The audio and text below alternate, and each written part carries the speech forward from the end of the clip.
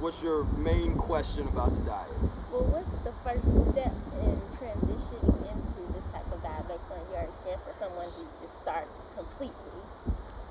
Okay, the first step is read a book. So you got the book.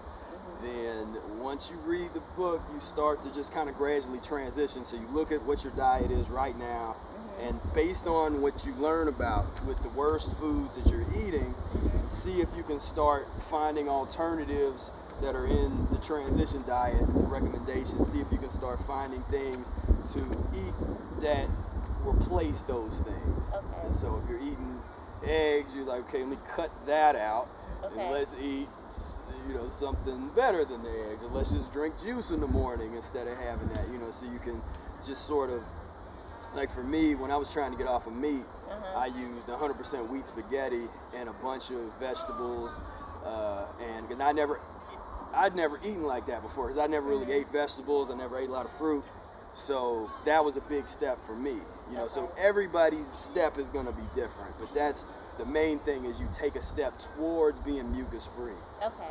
Towards getting rid of that stuff. Then of course, we talked about the enemas. That's like the golden key in terms of just helping you. Talk about that. How was your first experience doing an enema? Like the first time you ever did an enema? Well, the first time, I didn't know what I was doing. The book, the original Mucusless Diet, didn't really explain it.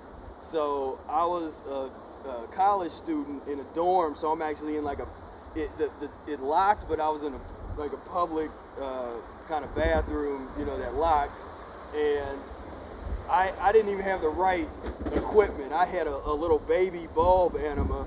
Okay.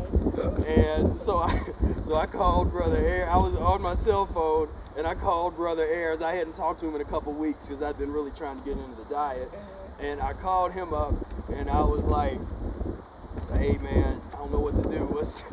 I'm trying to do this enema. I got this little bulb enema, and he's like, oh no, that's not it, So then he told me what to get. So I got an actual enema bag, and then hot water bottle. Yeah, the hot water bottle. Yeah, and then I went and did it. So I kind of I listened to what Brother Ayers said. Then I read through the book a couple more times, or I read through those sections where he talks about enemas. And then just kind of started doing it. Usually once a day. There's times when I've done it less. There's times when I've done it more. When I was getting started, I did a little bit more. When I fast, I do it a little bit more. Just keep those poisons moving out of there. Okay. And so the arid emphasized always definitely doing it during fasting. So that's like the most important thing. If you're going to do a couple day fast, or you start experimenting with fasting, getting into them. Also at the beginning of the diet is real important.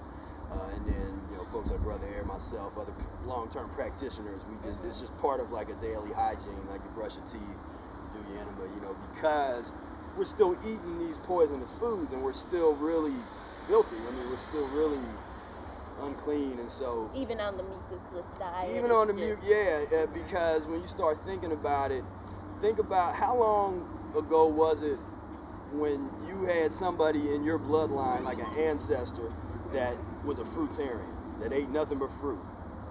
How far do you have to go back before you have mucusless parents? A lot of us have to go generations and generations back, and every time you have a parent and a parent of a parent that had a diet of pus and mucus-forming foods, you got to clean that up. Like, that's work that you have to do, in this lifetime now. So you have a choice of either contributing more obstruction and more waste by eating the unnatural diet, the mucus and pus-forming foods, and